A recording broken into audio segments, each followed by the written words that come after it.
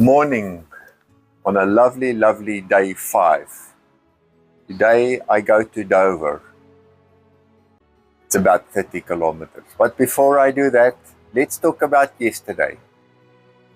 So, yesterday was an admin day. Spent the day here in Canterbury. First of all, I went to the DHL shop to send my extra weight. Not this weight, but the extra weight. What you see here is what needs to go with me, but I've reduced one bag, probably, I don't know, 3 or 4 kilograms of stuff that I don't need. It was quite an experience packing everything at DHL because I thought it was just going to be stuff it in a box and send it, but no. It all had to be packed by the DHL officials. They removed batteries. I could only send one item with a small battery. The rest all had to come back with me. My leather knife that I wanted to send, that stayed with me. Maybe I'll be happy about that later. But anyway, after that, all the items got boxed and I left quite a bit lighter. After that, I went to the bike shop and I left the bike there for the day.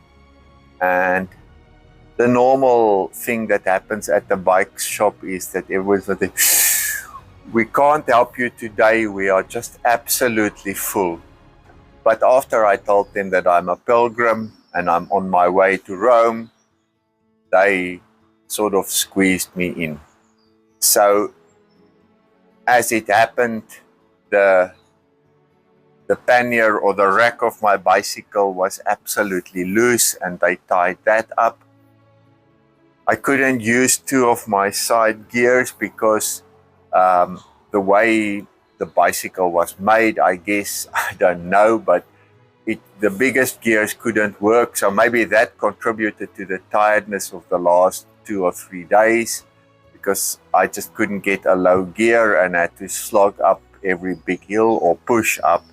But anyway, the guy managed to put a little spacer in, and I must say, when I got the bicycle back, it was absolutely a difference. I also got some new tools, 3 new patch kits, because the other patch kit just got used up in one day, so I've got 3 of them. I got an electric pump. That's quite amazing, because my pump also gave me a lot of problems and it is really hard to pump stuff, so now I've got an electric pump. So yeah, I've gone all digital on cycling now. And then I went to the pilgrims to the Canterbury Cathedral, and there I got my pilgrim passport, and I also got my Via Britannica passport stamped. And after I paid for a piece of paper, £8.50 for the pilgrimage visa, I was ready to go. And when I went to the pilgrimage office, I have to say that compared to the Camino Francés and the Camino Portugués that I've done, this was just amazing. I was the only person there. They were so friendly. I signed the book to memorialize that I've started the Camino, the Via Francigena, and they told me that once the book is full, it will go into the archive. So it's memorialized that Louis Beerman from Canada and South Africa started. Whether he will finish remains to be seen. And then the only benefit of the $8.50 that I paid was that I got free entrance into the cathedral.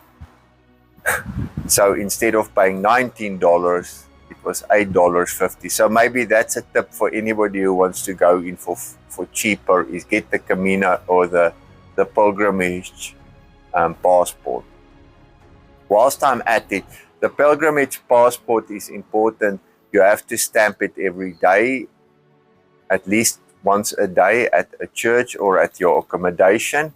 It also gives you free stay if you get to, or not free stay, but it gives you pilgrims benefits, as you can stay in some of the pilgrims' hotelos or places to stay. At monasteries you can stay if there is one, or you can stay in church halls. So you get some benefits. As you can see, I do have my tent here, so, and a mattress, so I can camp or I can sleep in a church hall or wherever. So that is some benefit to have the passport, and also the fun to look back at it a few years from now. Then I walked through the cathedral, and for those of you that don't know it, it's quite the important site in British church history, because whilst England was still a Catholic denomination, that was a seat where the Bishop of Canterbury stayed, and that is where Thomas Becket got killed in 1057 on the sotto voce wish of King Henry II, and he got his head bashed in inside the martyr cloister, and that created the pilgrimage site for all of Britain. And from about Henry II, so that's about 1057, till the time of Henry VIII, that was the pilgrimage site for Britons who walked all the way there to go to the bones of Henry Becket that was kept there. Unfortunately, in Henry VIII's time, he decided that he wanted the church land, that he wanted to marry another wife, and he decided to take over the church, the Roman Catholic Church, and he basically changed it to the Anglican Church, where the king was the head of the church. And that was all great because he could take all the monasteries, got privatized, or not privatized, got taken by the king, and he made quite a bit of money, and he could get a second, or he could marry his next wife. So during this time, all the churches got taken over, as I said, with the Anglican Church, and Henry VIII also made sure that the bones of Thomas Becket, or Saint Thomas Becket as he's called now, got destroyed. And that basically, in a way, ended the pilgrimage to Canterbury. So, walked through the church, absolutely fantastic. And after that, I spent the day getting some food, getting ready for today, collecting my bicycle later in the evening. And yeah, that's about what I did yesterday. I had a great sleep here at the YHA hostel.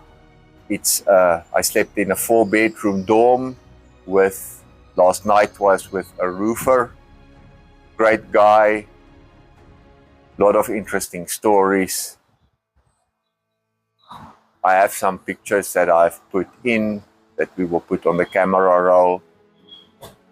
But now all of this has to go onto the bicycle, and then once that's done, I'm on my way to Dover.